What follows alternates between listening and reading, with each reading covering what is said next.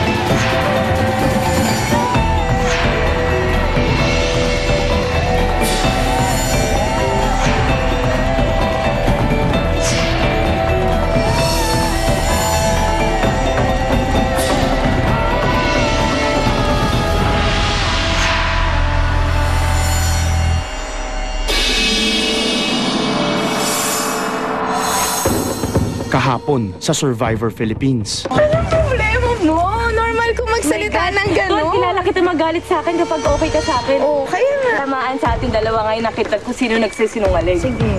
Talaga. My God, marami Tapos nakakilala na? sa akin. Okay na?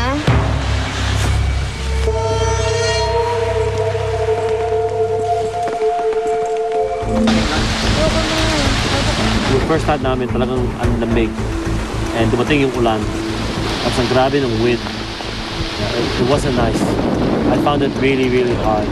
It hit me na there that I'm on Survivor. This is Survivor.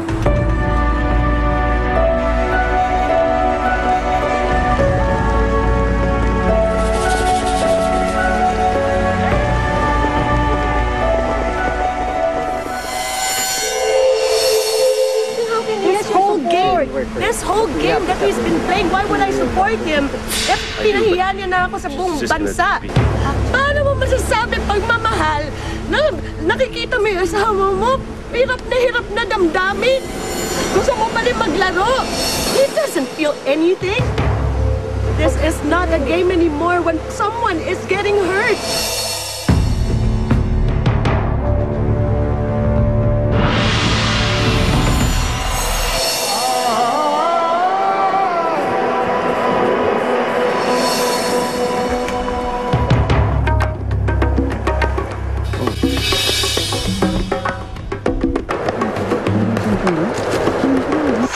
Hey guys, we have mail.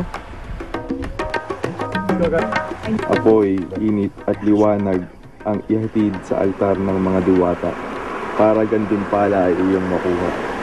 Magpunta ngayon sa Dalampasigan. Doon gaganapin ang unang sagupaan sa pagitan ng mga anak ni Natala at Mulan. So pupunta dito. Excited na kami lahat mag-take ng challenge. So, we need to stay here, we need to get ready for the challenge. Now na. I think na-motivate namin yung isa't isa ng mabuti nung kagabi na manalo sa challenge eh.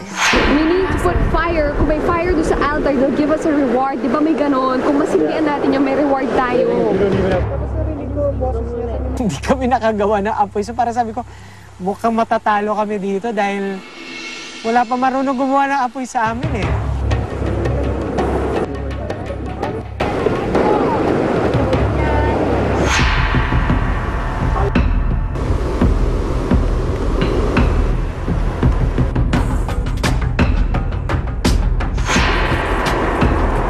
Excited kaming lahat kung ano yung magiging unang-una namin na challenge as a group.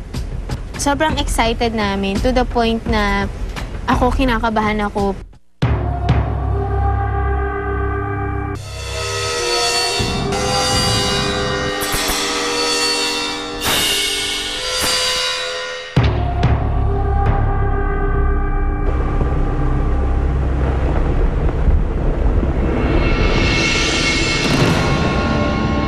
Si Mami Bel, napansin niya na medyo hindi pa okay yung weather.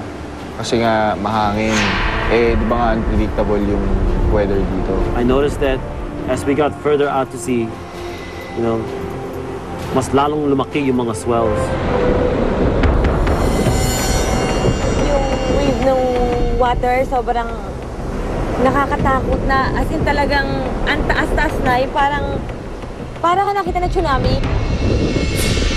Wala kami sa pulo, nasa gitna kami ng dagat. Gutom ka, nahihilo ka, wala kang tulog. Imagine mo na lang yung feeling na ganun. Tapos mahigit siguro mga 1.5 oras kaming nasa dagat. Puro alon na malalaki na parang feeling ko kayang lamunin yung isang buong, let's say, second floor na bahay. Mama, it's gonna be okay. Alam mo, Mama, kami nagsusurfing kami. Yung waves dyan, mas malaki pa dyan. Ano namin. Sabi ko, not on a boat. I don't care if your waves are big. Sabi ko, mga wave riders kayo, not for me.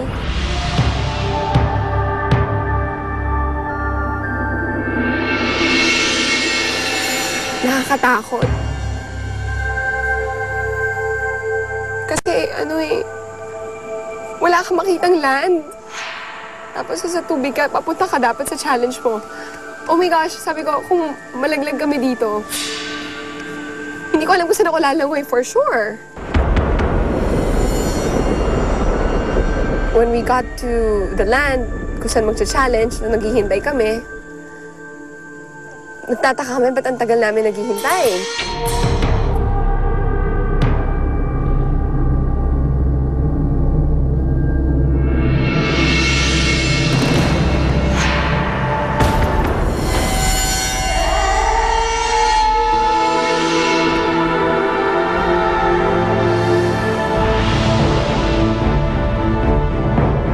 Tinapangan na lang namin yung loob namin na kaya natin to pagka tumaob yung bangka.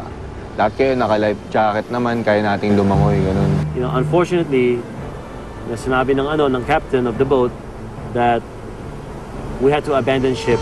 Tumalo na kayo, parang awa niya na. Sabing ganun, kasi lulubog yung bangka. In denial ako. Hindi ko gustong tanggapin yung mga sinasabi niya. That was probably one of the most scariest moments of my life. I was thinking, how are we gonna get off this boat?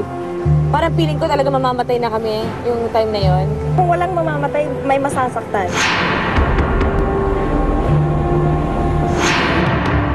Nagpanik na lahat. So si Arnold, nag-take charge na siya. Kinuha niya si Aifa. Johnny, ikaw na bahala kay Alisa. Sabi sa akin gano'n. O sige, ako na bahala kay Alisa. Tapos si Gino, siya bahala kay Steph. Tapos si Mara, inalalayan niya yung mom niya. Eh pag dumarating ang alon, gumagano'n, hinihintay ko lang ganunin yung ulo ko. I was praying the whole time. Ako talagang, I have faith in God. Tapos ngayon, kailangan, sabi ni Mara, Mama, labas ka sa katig, labas ka, dali, dali. So, hinawakan ko yung katig. Kailangan, naka-life jacket ako, so ang hirap umilalim. Ang ginawa ko, umilalim ako, nakalusualo ko ng water.